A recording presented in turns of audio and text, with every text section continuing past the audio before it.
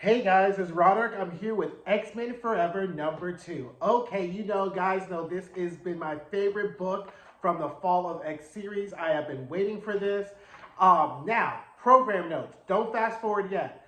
This fall, X-Men Forever is happening simultaneously as Rise of the Power of X #4, and Rise of the Power of X #4 happens immediately after Fall of the House of X #4. So drop down, if you go look at the description, I've given the order of the videos you need to watch.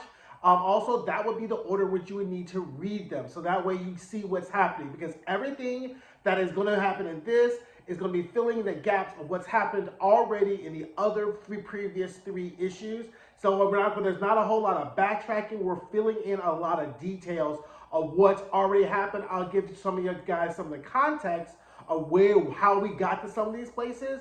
But go back, watch those other videos, and then come back to this one. Because this will be kind of wraps everything up and sets us off with the dramatic finish. Okay, so. Like I said, it's but wasn't this cover kind of deceptive though? Like, I would have rather had the cover with like Jean, Rachel, and Hope, as opposed to like this kind of fugazi cover of like, Jubilee and Exodus fighting Sentinels. I was like, girl, what is this? But anyway, small program note.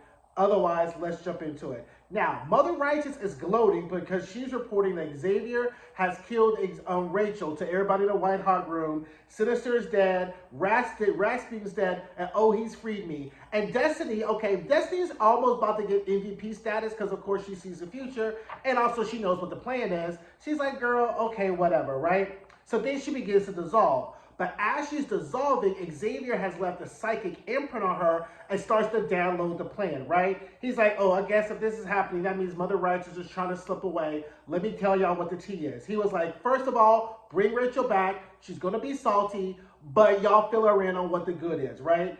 Then he was like, she needs to help Jean and get the Phoenix Force back because that is our ultimate plan, right?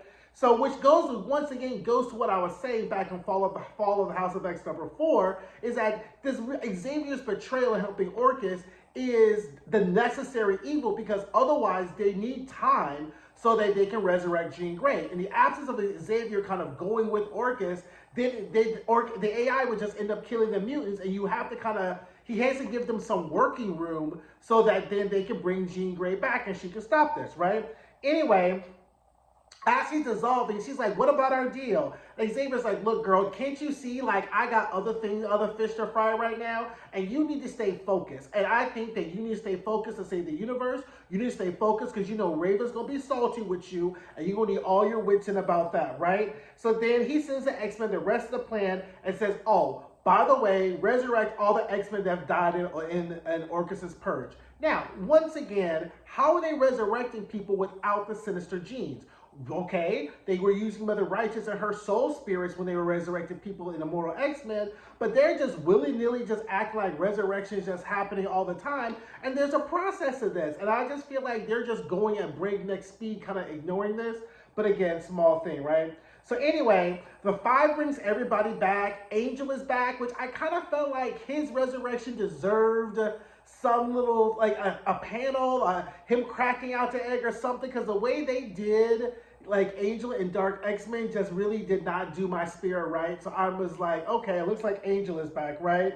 And Destiny's like, we got one more to do, right? After the Five already resurrected people. And Exodus is like, hell no. I know you're not talking about who I think he is. And she's like, we are. That's the plan. Get the fuck with the program, right? So then finally, child, they bring Mr. Sinister back, right? So then he pops out and she's like, look, I know you're trifling, but we're on the same side. You need to do what's right, even if you ain't got no get right in you. You need to find some get right, because you know what's about to happen, right? So then Destiny brings Hope and Exodus up to speed on what's happening on Earth.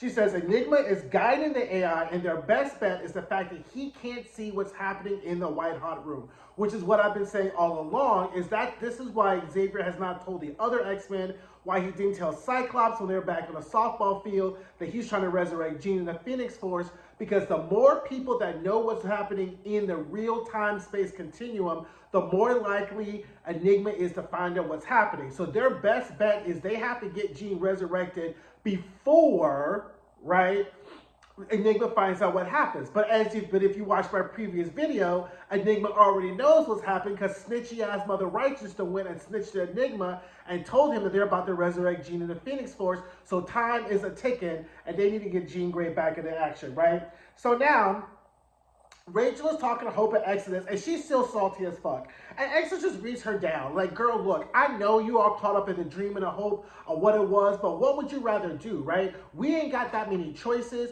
and your mother, who is the only person who could possibly save this situation, is comatose. How did you think he's gonna get you to the white hot room, bitch?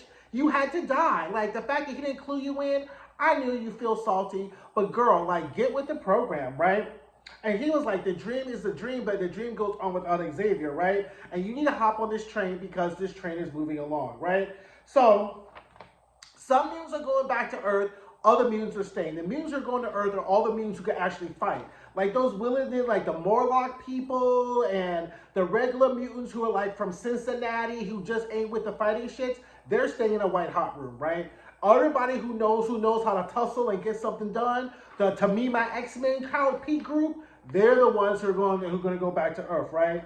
So then Hope's nosy ass, like I was like, don't y'all have enough crises going on? So she decides to be nosy and be like, what deal are you talking about with Xavier? And Miss Destiny is like, look, me and Mystique are Kurt's mother and whatever. She's like, and what's Xavier part of it? And Destiny's like, girl, mind your business. I'm super grown, so you need to mind your business and worry about who your mama is or whatever like that, right? Now, Rachel was Jean, and Jean is just mumbling now and forever and whatever. Now, Prodigy comes in, and I guess he thinks he's trying to be helpful, but he's like that person who, like, you know, if you're cooking, and they'd be like, ooh, that looks hot. You gonna add some salt? Oh, you gonna add some pepper? Like, he's like standing in the background just giving us like obvious commentary. And she's like, girl, look, like, what you want? Like, I'm trying to bring my mother back to life and save us all or whatever. So he was like, how are you gonna do this, right? Like, how do you kill Jean Grey? And she's already like basically dead, like comatose. He's like, the Phoenix Force is gone, house is gonna move or whatever. And so then Rachel's like, now wait a minute. You had the M-Con crystal lodged in your chest. You went through all those different realities with Moira. In each of those different realities, there was a Phoenix Force. So we could take the essence of the Phoenix Force from all those different realities because one part of the M-Con crystal is the entire part of the M-Con crystal. Go back and watch my Dead X-Men #4 review. So therefore, the M-Con crystal is holding multiple timelines, at least 9 to 10 timelines of the Phoenix Force. So then Rachel imprints that onto the wood of Krakoa, right? So then what she does is that so then how is this gonna work? So it's like, okay, well, if Jean's already dead and if Phoenix is already dead, if we burn them both up alive, because Jean Grey and the Phoenix Force are the same entity now and forevermore, then you create a double negative and you create infinity and then you resurrect the Phoenix Force. So he's like, well, how's this going to happen? She pushes him into Krakoa. Krakoa is then imprinted with all the memories of his essence from him time with the M-Cron Crystal Lodge. They end up chopping that wood, and that's what's the wood that's on the pyre that we're going to later on see. Then we get this sappy scene with like Exodus and what's his name, Kafka. And pretty much it's like a goodbye to Krakoa within a goodbye to Krakoa, which I was like, which by the way, I will be doing a whole Krakoa wrap-up video at the end of once we're done with all of this, but I need to see this final set of issues first. So Sinister figures out that he can connect the two islands together with some potions from a lab that he found with materials and with an elixir he made that is called what. But again, we're going at breakneck speed, and clearly we just couldn't have a life without Mr. Sinister, so clearly Mr. Sinister's back doing shitty things, right? So anyway, all the mutants hop into flowers, and then Kafka asks Hope why she's still here. She's like, I got Messiah shit to do, right? So now we get our final scene, and Hope approaches Jean. She's on the pyre. So then she takes the fire that was given to her in Immortal X-Men #17. So remember when the mutants landed in the white hot room, Jean was already there, but they couldn't really see her. So then she ended up giving a part of the Phoenix Force to Hope to fight off the little illusions, whatever. So Hope gets that fire back to Jean, which is with the wood that has now been imbued, that has now been imbibed, I guess is the word you say, with all the essences of the Phoenix Force from 10 different lifetimes. She lights it on fire, and the fire explodes, right? And so then there's a big, then there's a loud scream, and it's like, no. And then Jean reaches out. She's like, Hope, good girl, good looking out, girl. I'm back now. I'm coalesced. I was gone, but now I'm back. I am what I am, what I am. But this Phoenix Force is a little shooketh because, you know, I'm used to dying and coming back. It's not used to dying. So I'm going to need your help to kind of settle it down a little bit and make it be so that we could do what it do, right? I hope like cocks her gun and she's like, okay, mama. And that's how the issue ends. Jean Grey is back. The Phoenix Force is back. But we also know the Dominions know that this was the plan. Luckily, they haven't gotten into the White Hot Room yet, but it's a coming. So now, you know, we got X-Men Forever issues 3 and 4. So this is it. Mother is back. We're going to get a epic battle with the Dominions. And Child Xavier's over here, like being turncoat. We got mutants in Sentinel City. Storm is on her way to help those people. Now the stakes are high. Now all the plans have come together, and we didn't need the Avengers popping in and doing whatever they were doing. But we're so thank you for coming to the cookout. Thank you for liking the potato salad. Okay, guys, drop in the comments. Don't forget to like, comment, and subscribe, and I'll see you guys later. Bye. Hey guys, thanks for watching my videos. Don't forget to like, comment, subscribe, and share. And don't forget to check out some of my other videos.